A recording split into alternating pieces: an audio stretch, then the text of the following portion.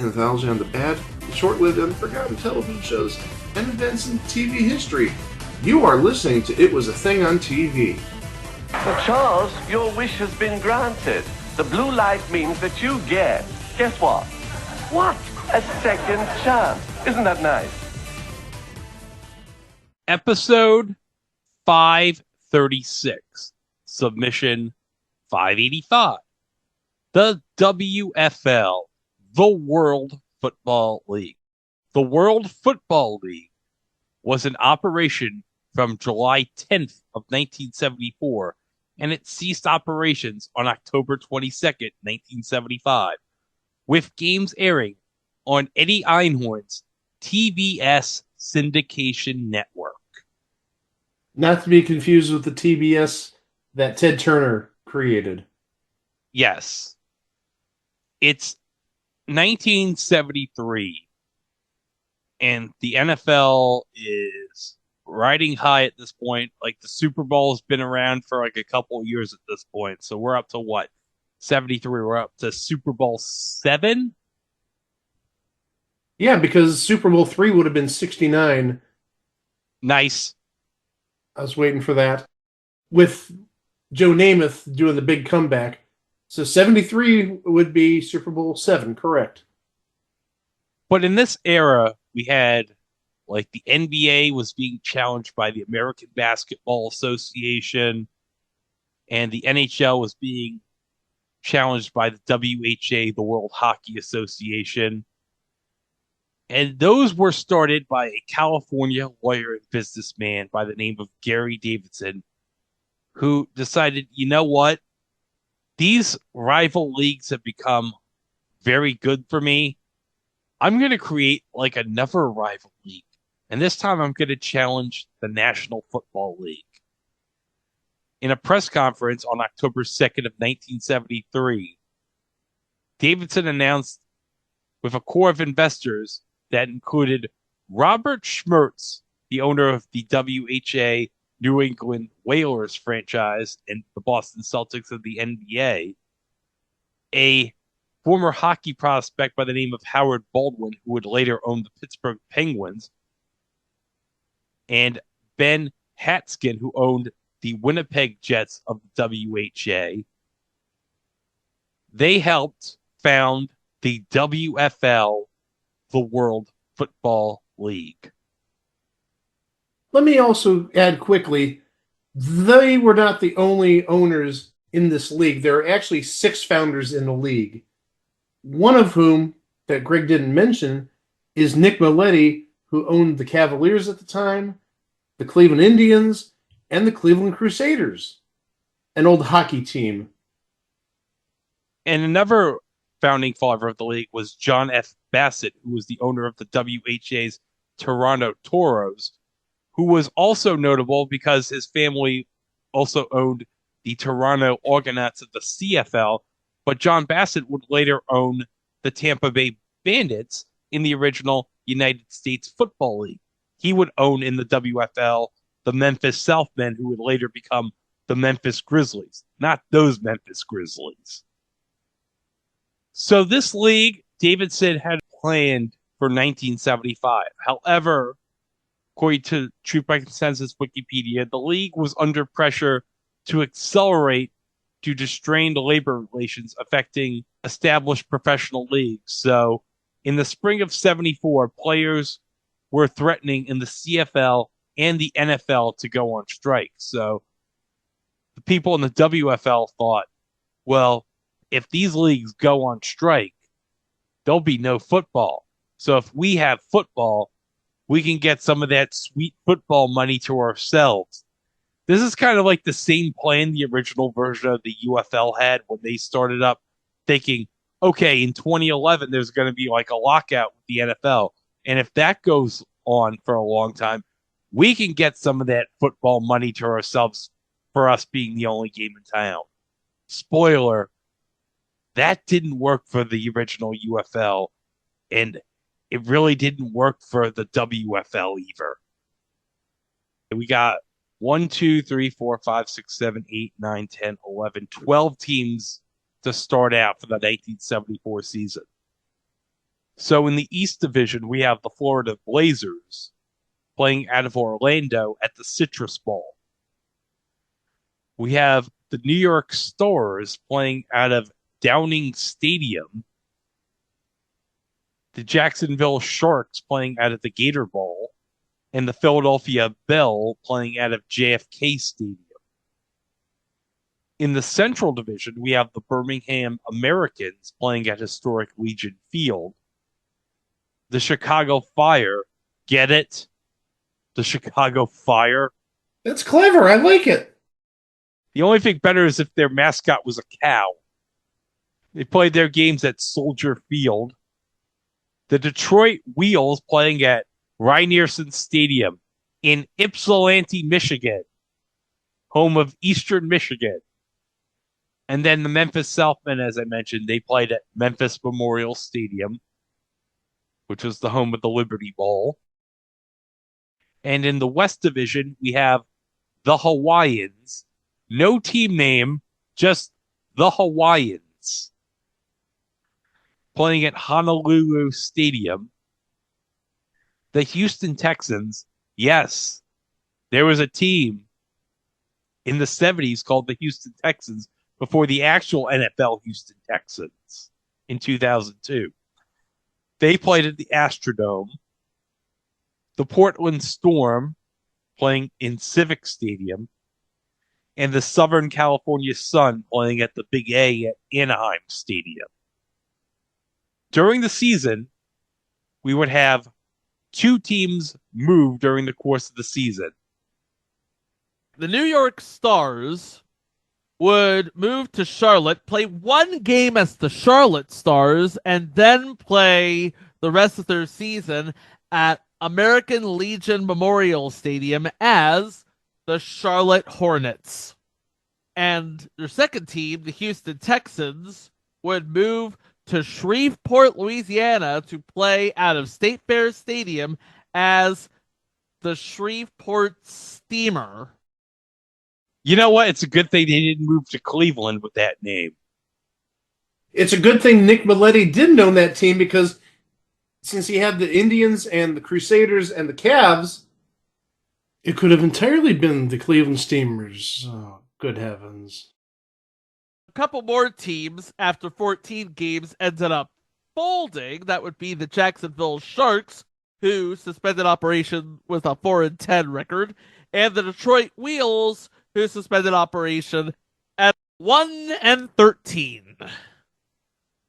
This would all culminate in the 1974 playoffs, where you have the champions of all 3 conferences and 1 wild card, leading up to World Bowl 1, played on December 5th, 1974 at Legion Field in Birmingham, Alabama.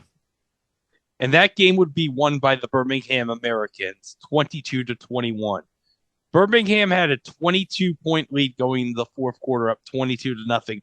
Florida came all the way back to cut it to 22-21. But the Blazers would come up just short of winning the championship. Here's the crazy part about this game that I have to mention that we watched earlier in the pre-show before we did this episode. Now, one help was the NFL Films Lost Treasures of NFL Film Series.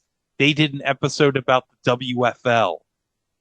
They were actually supposed to give like a giant check for the MVP awards, but they didn't trust the people in charge of the league to give them a check, so they had like a armored truck, like a Brinks truck or whatever, give like a cash prize of like $10,000 awarded all in actual cash with $1 bills all stacked on a table because they weren't confident it was going to clear the bank. But that's not the best part, because for some reason they had a beauty queen there with the MVPs as they were presenting the giant wads of cash.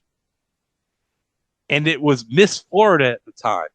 And Mike, do you want to mention the amazing discovery that we found out? from the Lost Treasures of NFL Films who this beauty queen was? The Miss Florida in question was, of all people, Delta Burke. And actually, one thing I wanted to add about the money Greg was talking about, we saw this video, as Greg said. They passed out money in stacks, but they were all $1 bills for the visual effect to make it look like it's a big pile of money, but it's not as big as you'd think it is because it's not 20s or 10s or anything like that. It's singles. Maybe those would come in handy if you're like needing a Coke out of a Coke machine. Vending machines didn't take dollar bills in 1974. How do you know? Take my word for it. I could do some quick research. I remember vending machines back in the late 70s and early 80s, and they did not have dollar bill acceptance machines or whatever you want to call it, the validators. No, that was something that didn't come along until later in the 80s. Did they have dollar coins in the 70s? They had the Eisenhower silver dollars. I don't know if those would have necessarily worked in a vending machine. And then later in the 70s, you had the Susan B. Anthony dollar, but the less said about that, the better. Oh, and one thing I should mention. In the WFL, a touchdown was not worth 6 points. It was worth 7 points. That's right. And also, instead of kicking an extra point, you could run or pass from the 5-yard line for an extra point, which was called the action point. Doesn't that sound sexy, Mike? The action point? Why are you asking me? I think you should ask Timothy Chalamet. What do you think, Timothy? It looks nice. It looks sexy. Doing some quick research, Greg, the first bill validator on a vending machine was in the 1960s. So possibly the vending machines in 1974 could have cashed those single dollar bills. But also, cans of pop back in 1974 would have probably been, what, 10 cents? 15 cents? Are you really going to use a dollar bill on that and then get 85 cents of change back? And then put it in your pocket and you'll sound like you got spurs on, jingle, jangle, jingle? Sure.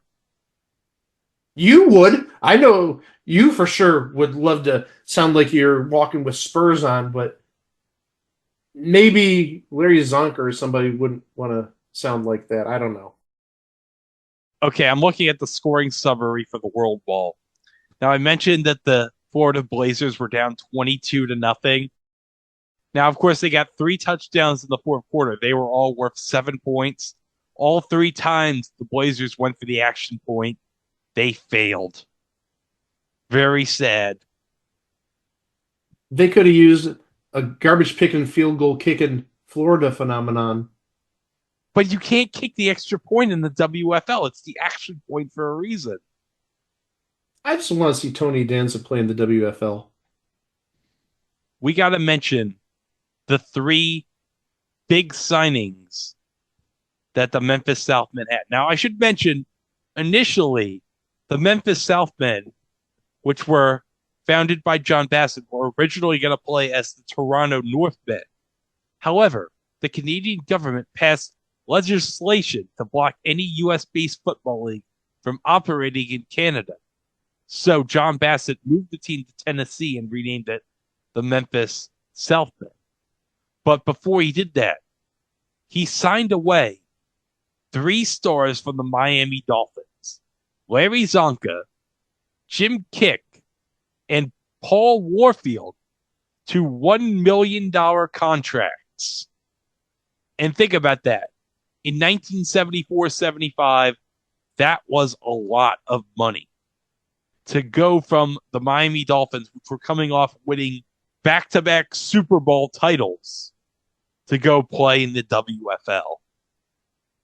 While you're on the subject of NFL players jumping to the WFL, I think we should go through some of the names real fast of the players that went to the WFL from the NFL. Because there's some big names on here besides those you already mentioned. For the Birmingham team, L.C. Greenwood, a defensive end for the Pittsburgh Steelers, went over to the WFL. Very big name in Pittsburgh history, especially with the Super Bowls they won. Also going to Birmingham, Ken Stabler went from the Raiders to Birmingham. Another name not as big, but a two-time Super Bowl champion that went to Birmingham, Rayfield Wright, who was a tackle for the Cowboys. So some big names there going to Birmingham. Going to Hawaii, Calvin Hill, running back for the Cowboys. Calvin Hill, I think, would be better known nowadays as Grant Hill's dad. Yes. The Houston team, they got Craig Morton, who was a Cowboys quarterback. So he stayed in state. He went from Dallas to Houston. Jacksonville, I'm going to say this just because this is one of the absolute great names in football history. I know Greg probably has seen stuff about different baseball players with names like Rusty Kuntz and Dick Pole. I'm sure you've seen people with cards saying, "Hey, I got a Dick card." Going to Jacksonville, he was an actual wide receiver for the Browns. A gentleman named Fair Hooker. I just wanted Greg's reaction to Fair Hooker. Oh, Fair Hooker. And we talked about the Memphis team getting Larry Zonka, Jim Kick, and Paul Warfield, two of whom are in the Hall of Fame. The New York team, they got a Steelers running back by the name of Frenchie Fuqua. Again, pretty big name in Steelers history. Then the Southern California team, they got two players of note. One is Curly Culp, a defensive tackle for the Houston Oilers. He just entered the NFL Hall of Fame in the last couple of years. He was a Veterans Committee pick, I do believe. And then quarterback, you have Daryl LaMonica, who played for the Raiders back in the 70s. Former AFL MVP. But another name that played for the Southern California Sun, Pat Hayden.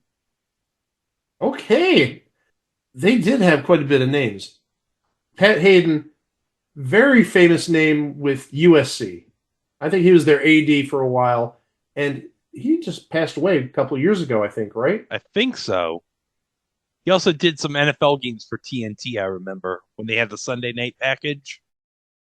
Well, on the Hawaiians, Mike, one notable player who started as a quarterback, but then eventually moved as a sidelines coach during the season, where his coaching career would begin, is one Jim Fossil, future head coach of the New York Giants. Oh, wow. And actually, since we're talking about head coaches, they actually did get some really good coaches in this league. The Florida Blazers, in their 1 year of existence, their head coach was Jack Pardee. He was later the head coach of the Houston Oilers. I think he might have been the last head coach of the Houston Oilers before they moved to Tennessee. He was head coach of the Oilers, I know for sure, around like 93, 94. And I think the Oilers moved to Tennessee in 97 maybe, or 96. They moved a year before or a year after the Browns moved to Baltimore. I got a correction to make. Pat Hayden is very much still alive. Oh, apologies to Pat Hayden then. Boy, that's embarrassing. But you know what I found out according to Wikipedia? He was born in Westbury, New York, in Nassau County. But the one thing we want to mention about Pat Hayden is he's not fucking dead.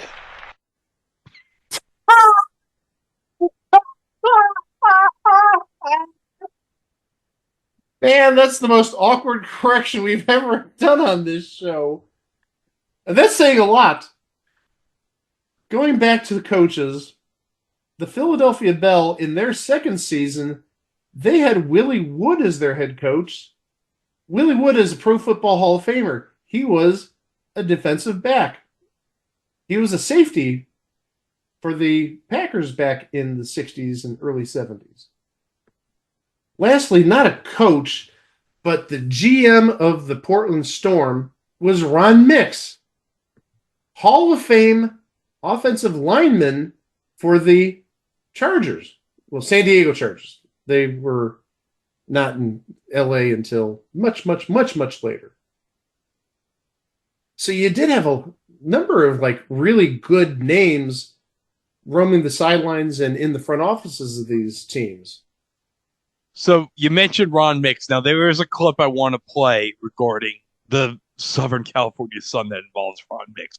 And in July of 1974, the new game in town opened to huge crowds. I think the people are ready to get aboard. In fact, they've proven it with all of There were 56,000 people in the first game in Philadelphia. What no one knew until later was only 5,000 actually paid to get in. We got to the game and the stands are packed. And I remember telling my wife, Patty, oh, this is great.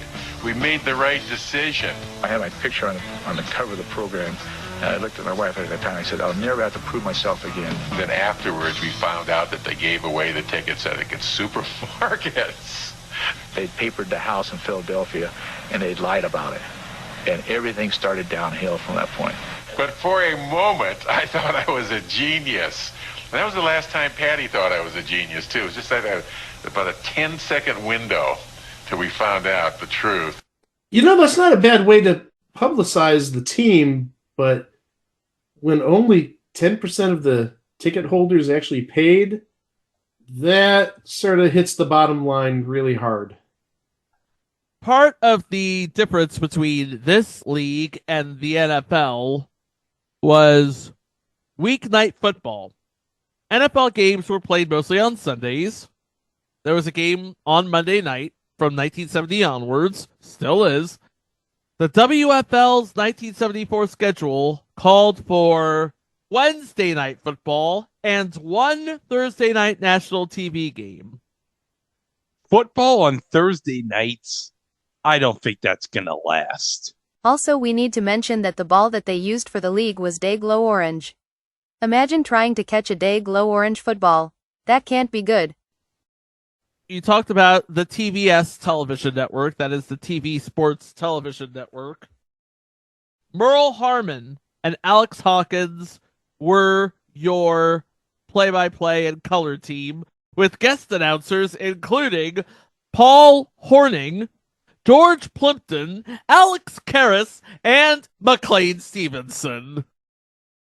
Mike, could you imagine McLean Stevenson, Colonel Henry Blake at the time, on MASH, calling professional football? For some reason, I can see that. But also, George Plimpton is a great choice because George Plimpton would be, at this time, best known for Paper Lion, the book about when he tried out for the Detroit Lions. Probably one of the best books ever written about professional football. And obviously, this would be another 5 or 6 years before he became Mr. in television. One other thing to add about the 1974 season of the World Football League, they used a device, and I brought this up at the end of the last episode, and it got a reaction out of Greg. Well, it seems like everything gets a reaction out of Greg. Instead of traditional down markers that the NFL has used for ages, in the 1974 season in the WFL, they used something called the dickerod. And Greg's laughing again, but the dickerod, that was its name. It got its name from its inventor, Jimmy Dickerod. No. It got its name from its inventor, George Dicker. It's the Dicker rod. But they sort of condensed it. They sort of made it into a portmanteau. Dicker rod. Dickerod. And from what I've seen, it's sort of a 5-yard down marker, but there's some rod that's put horizontally by the operator, and simply the downsmen take the dicker rod, the poles and this horizontal rod, and move it down 10 yards down the field And the placement of the rod, the horizontal rod, essentially marks where the first down line is. I mean, it makes sense. I'm sure if we saw it in action, which there's not a whole heck of a lot of footage from the WFL out there, but I'm getting a visual picture of how this might work, and it makes total sense to me. But that was only used in 1974. They went back to traditional down markers in 1975. Oh, speaking of 1975, let's talk about season 2. So 1975, we have 10 teams now. We talked about the two teams that folded, the Detroit Wheels and the Jacksonville Sharks. Then we talked about the two teams that moved. The Houston Texans moved to Shreveport, and the New York Stars moved to Charlotte. And then we have 4 returning teams: the Hawaiians, the Southern California Sun, the Philadelphia Bell, and the Memphis Southmen. But the Birmingham franchise was replaced from the Americans to the Vulcans. The Portland franchise was replaced from the Storm to the Thunder. The Jacksonville franchise was replaced the Sharks with the Express. And the Chicago franchise was replaced with the Fire into the Chicago Winds. And the Florida Blazers moved to become the San Antonio Wings. And actually, one team folded during the season, which would be the Chicago Winds, who were expelled 5 games into the season because the Chicago Winds put all their chips into trying to woo Joe Namath from the Jets to become their starting quarterback. But no, did not work at all. And in fact, this attempt was so pathetic and crashed down so hard that Eddie Einhorn and TBS, they decided to the WFL, yeah, we're going to cancel your regular season coverage. Sorry, guys. So that left the WFL to depend on local television. So no national exposure for your league leads to major credibility problems. And with the Chicago Winds folding, we're down to 10 teams. We had 12 to start, but now we're down to 10. So what they were trying to do with the 1975 season was they were trying to do a split season with a first half and a second half. So Memphis and San Antonio were the division leaders in the East and the West division. So they clinched playoff spots for what was supposed to be the end of the season. The playoffs were supposed to have 6 teams. So I'm guessing whoever was the second place champion would advance, and then there'd be a wild card spot with like whoever had the best overall record in the division advancing. The second World Ball was supposed to take place on January 4th, 1976. However, due to no national television exposure and low attendance, the WFL would suspend operations on Wednesday, October 22nd, 12 weeks into their second season. I have the article here from the AP, courtesy of the October 22nd Eugene Register Guard, saying that the World Football League decided Wednesday to fold mid-season. The WFL, reorganized this year by Chris Hemmeter, the new commissioner, following last year's series of disasters in which $20 million was lost, simply could not attract the crowds necessary to keep the 10-team league afloat. An official of the Birmingham franchise said, "It's over. The league has had it." So that was the end of the WFL. And it really wouldn't be until the USFL in 1983 that another league would have a chance to take on the NFL. And since then, it's kind of like we had, well, the original version of the XFL in 2001 was kind of like maybe the last serious, quote unquote, serious attempt to take on the NFL. And since then, we had, what, the original version of the UFL in 2009, We had obviously the second iteration of the XFL. And We then we had had the Alliance. we forgot about the Alliance of American Football. Yeah. We can't really count the World League / NFL Europe because that was like the NFL's thing. And then we had the second iteration of the USFL in 2022 and the third iteration of the XFL in 2023 until they merged to form the second version of the UFL in 2024. Do you see where I'm going with this, guys? We have so many versions of like the same league with the same letters. Well, I think also another case that you're making here is secondary leagues don't work. Spring leagues don't work. This league where they're playing Wednesday night games doesn't work. NFL is king.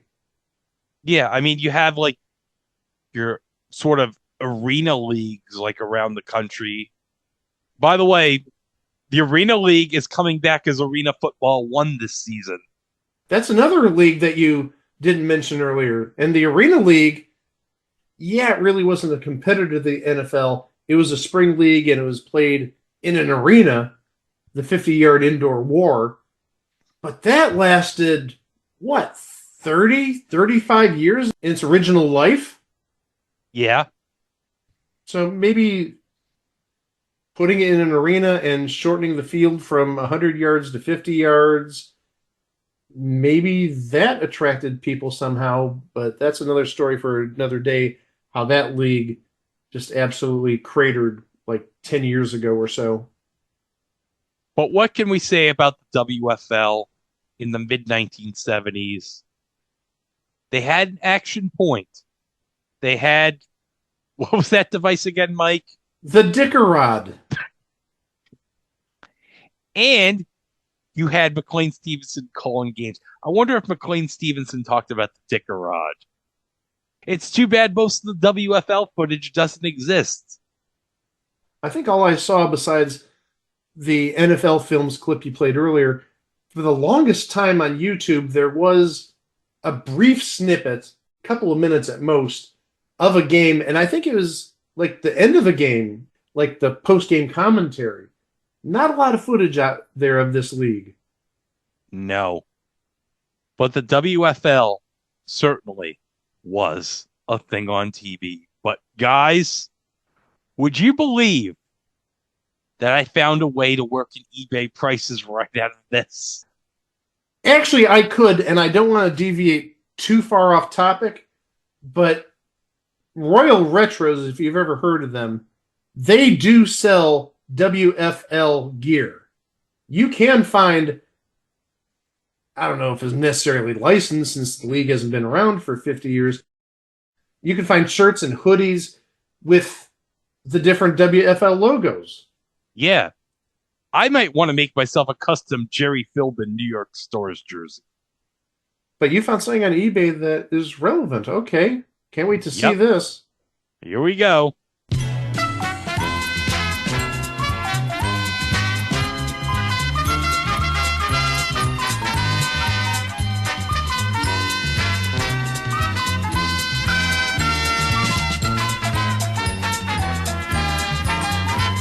Okay, guys, you are bidding on a signed Sports Illustrated from July 28th, 1975 of Larry Zonka, Paul Warfield, and Jim Kick, all in Memphis South Bend jerseys, with the cover, New Life in the WFL, signed by all three.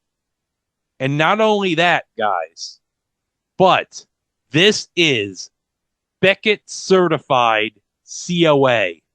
And if you want to identify the certification number, it is AC69240.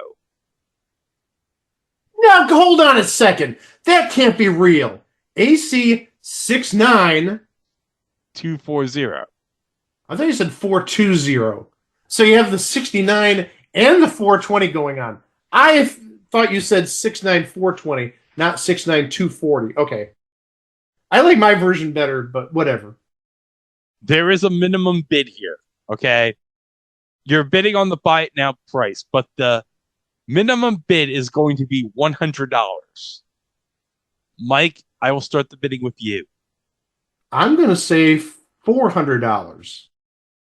$400. Chico. I'm gonna go with $250. $250.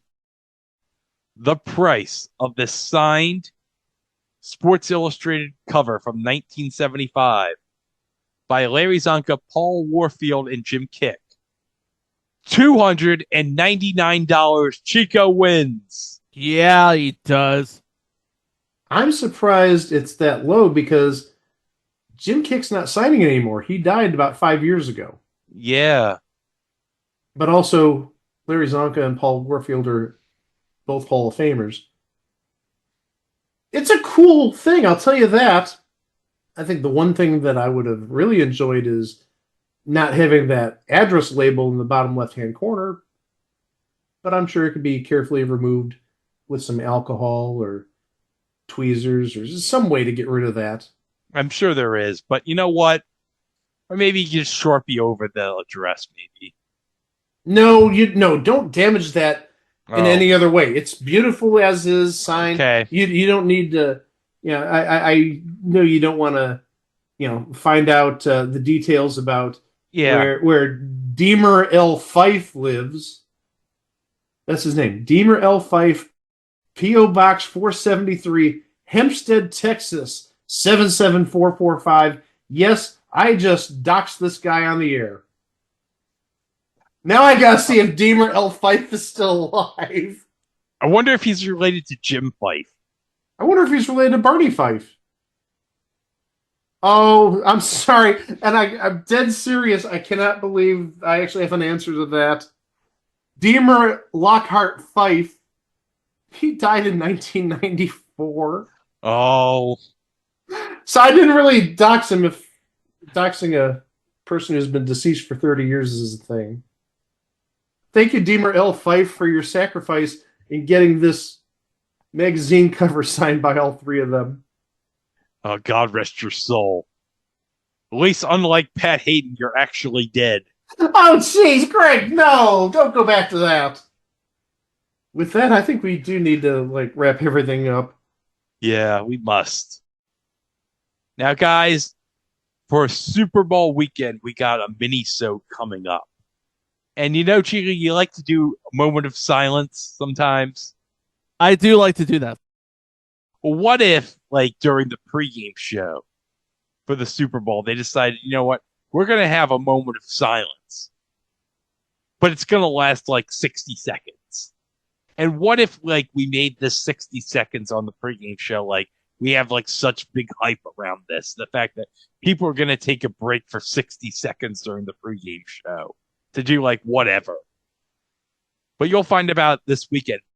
You can find us at our website, itwasathingontv.com, on Facebook at It Was a Thing on TV Podcast, and elsewhere at It Was a Thing on TV. You can find us on any podcast player, and we're also on YouTube, where you can subscribe to our channel to keep up to date with our releases, including what's coming up next time. We begin our annual celebration of Black History Month with a reboot of sorts of a television classic. What happens when you have a detective from Barney Miller and Fred Sanford's son together, and let's just say a lot of the material is very familiar. We'll talk about that next week, right here on It Was a Thing on TV. For Greg, for Mike, I'm Chico. Thank you so much for listening.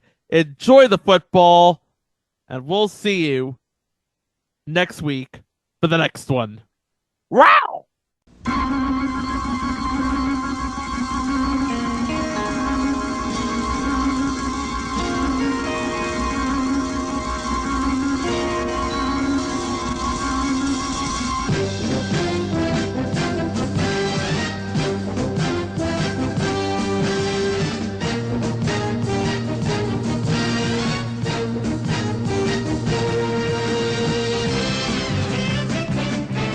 Tonight, live and in color, TBS presents The New Game in Town.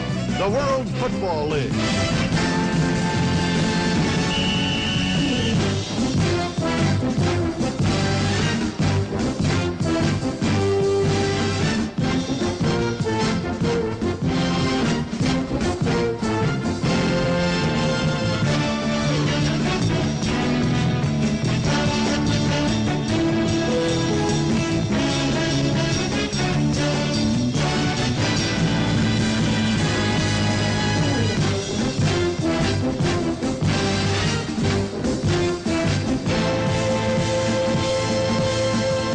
Tonight's game is brought to you by Chevrolet, whose 1975 roster features two new additions, Nova LN and the sporty Monza 2+2, at your Chevy dealers now. And by Fireman's Fund Insurance. And Fireman's Fund Insurance is brought to you by an independent agent near you. Look for his name in the yellow pages for auto, home, life, or business insurance.